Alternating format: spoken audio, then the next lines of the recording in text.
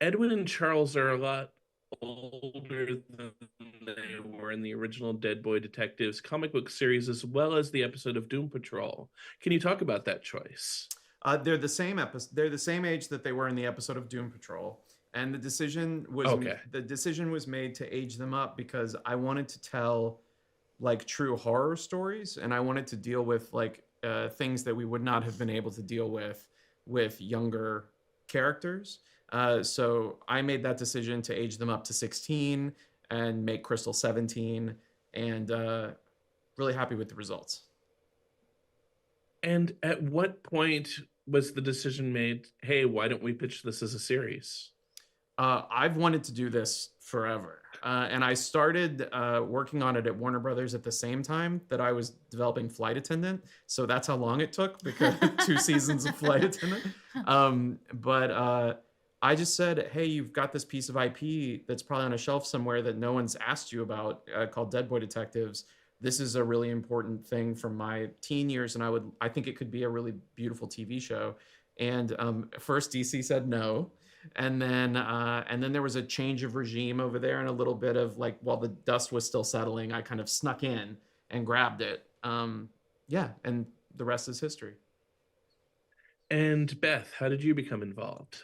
Well, I came in after the pilot, after Steve did all the hard work, and I saw, I got to see a version of the pilot, and someone, executive Dana Schinder from Berlanti, I worked with her on some things, and she's like, you got to come on the show. You'll love Steve. You'll love the show. And so I saw the pilot, met Steve, and I fell in love with everything. And did the permission to use a character like Death come with the move to Netflix? Yes. And Yes. it's success. Might we see more of the Endless in the future? Yes. Yes. So that's yes to both questions. Yes. We didn't initially, when we were at Max. We Warner Brothers sort of firmly told us on a phone call that we were not to touch anything in the Sandman IP because it belonged over on Netflix. And so Beth and I made the decision that rather than run away from the IP, that we would just work around it. And so we created a show that took place, as far as we were concerned, in the Sandman universe without mentioning Sandman. And then when we moved to Netflix, they were like, hey, we love what you're doing, but wouldn't it be fun to add some Easter eggs and maybe a cameo or two? And we got very excited about that and said yes. And then we talked to Neil and Alan about what we wanted to do, made sure that they were okay with it, which is the most important thing. Yeah. And then we were off to the races. And both of you have some experience with character permissions on DC shows before, I imagine. Yes. Mm-hmm. By the way, someone just asked me about Elicity, and I almost fell off my chair and started laughing because I was not expecting it. I promise I won't. I'm just kidding. So on a similar note, both of you have worked in genre TV that was filmed in Vancouver in the past. Was it difficult to find unique locations for the series that hadn't been seen before in other shows? It wasn't, and which is actually, now that I think about it, feels strange. That's probably because we had a really good location. Yeah, because obviously, on Arrow, I had been literally everywhere. We also had a really amazing production designer. Yeah. And not only would he transform things like the butcher shop, which was a real location, but the art department and the set deck team and just everybody would build these wild sets. Yeah. We had so many amazingly realized sets, and it was one of those things where you would ask for something and then they would give it to you 10 times over. Just everyone's enthusiasm and work ethic on the show was sort of through the wall. Yeah. It was a pleasure coming to work every day, which is not how it always is in television. So there you go. Well, it was also a pleasure to watch, which is really incredible. Can you talk about the actors that we'll be seeing in the series? And you can alternate who talks about who if you'd like. Well, the actors are all pretty new, which is exciting for us and for them. Ed George, who plays Edwin, Actually, our three main cast, Edwin, Cassius, and Jaden, are all from London, which is crazy since Cassius does an American accent for the show. But and stays in in the it. American accent in between, so you forget, and then all of a sudden you'll see her offset, and she'll speak to you, and you're like, whoa. Yeah, it's crazy. So they're they play our our three leads, and they have an amazing chemistry. The boys are like inseparable, both on and off screen. And then who else? Yu, who's amazing. The four core, we call them. Yu is so different. Like, just as a human, she's like just a fully realized human, and very, very different than Nico. She's the one that, like, when they call action, actually transforms the most. And her comedic timing was like shocking in a good way, because she can make just a regular line that you didn't think was funny and make it hilarious. So she's really, really talented, and such a fun character to write for. And did Ruth Connell have to audition again for the night nurse character? No, she didn't have to audition the first time. She never had to audition for anything. I am a Rowena stan. If anyone out there has watched Supernatural, especially the later seasons, you know that. I love that character and love Ruth because so I did a lot of work with that character. And it was a no-brainer to me that she was going to continue to move through the process. So even though we had to recast, just because so much time had gone by since we had done the Doom Patrol episode. And as you know, those young actors have blown up now and are like, one of the leads of Heartstoppers and on Game of Thrones, House of Dragons. So, but it was, but Ruth, I had to carry through. And she's so good as the night nurse. She's so good. Yeah. So on a supernatural note, that show, of course, had a huge fan base who wanted probably more LGBTQ content than they were able to have on that show. Do you think those fans will be very pleased with how things will go in that department on this show? I think they will be pleased with the representation on the show across the board. I think they'll be pleased with the number of female characters.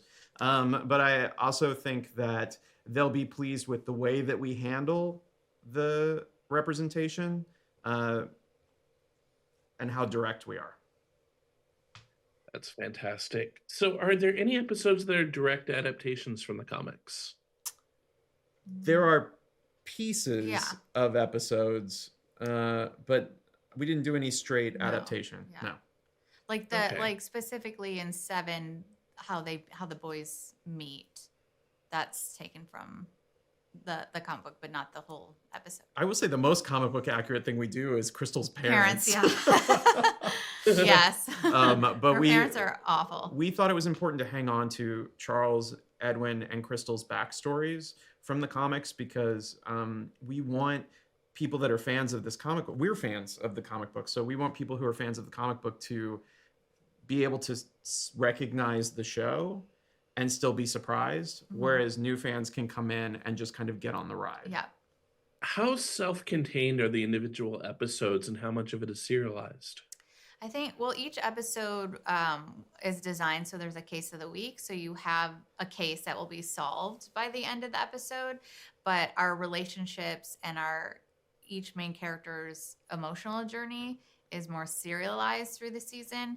But I still feel like you could come in and watch an episode, you would know what's happened. You would still be able to enjoy it not in order, but I would suggest watching it in order. So we have a little combination of both, I guess. Yeah, it's like a hybrid. And how different is it to plot a season for 8 episodes versus 22, 23 that you did in the past? Oh my God. We talk about this in the room all the time because we are the only ones who have ever worked on which is actually scary. Yeah, that says a lot. Yeah, it's like very generational, I guess. But we are, the only ones who've done a 22 plus season. Everyone else is like 8 to 10 or whatever. Although it was fun watching Beth because I've already I did 2 seasons of Flight Attendant, so it was just 8 episodes a season. But Beth, it's fun. It's so much. It's honestly, I mean, it's just a totally different Animal.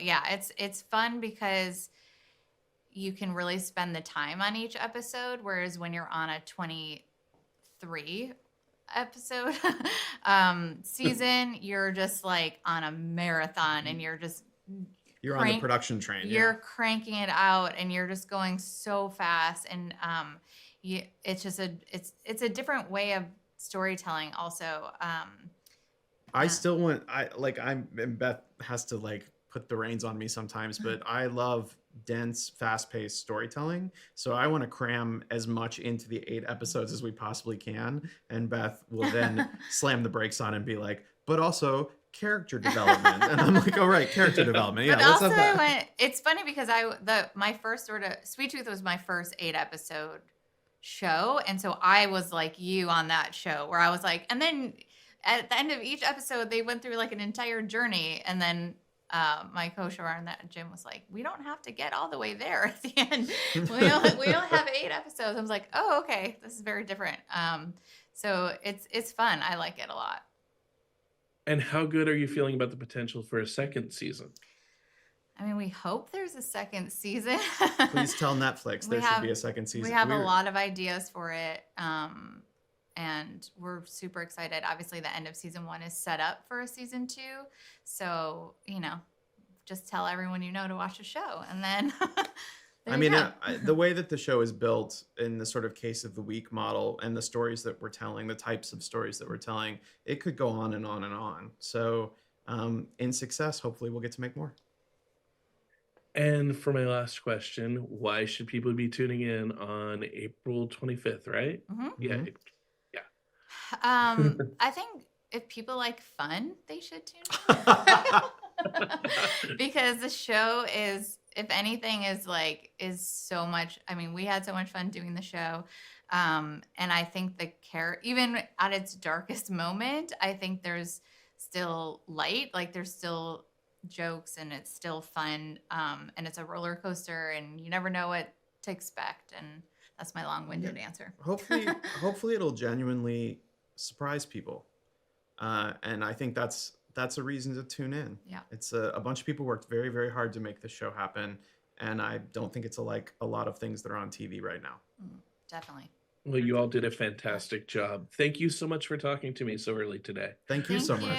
Good to see you. Have a good day. Good to see you too. Bye. Thank you.